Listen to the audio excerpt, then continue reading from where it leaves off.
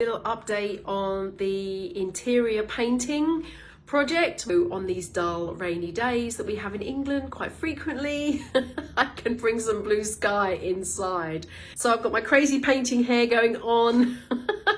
And yeah, thanks for watching, and we're going to start painting. Just painting the side of these walls to begin with. Oh yeah, and I forgot to mention how we've had to put a post in the middle, which actually I quite like. We're going to paint that and put some fairy lights around probably. And the temporary paint is on the floor here, and the flooring will go down in a couple of weeks also.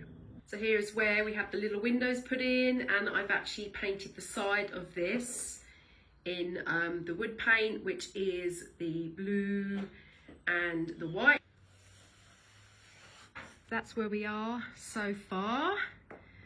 The ceiling's finished, and then the rest of it's painted. A little yoga area here that I've been actually, I did a bit of yoga here the other day. So when Lorenzo gets back, we are going to finish off the floor. You can see the floor panel in the back there.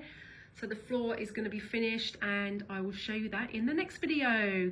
So it's all coming together. Thanks a lot, everyone.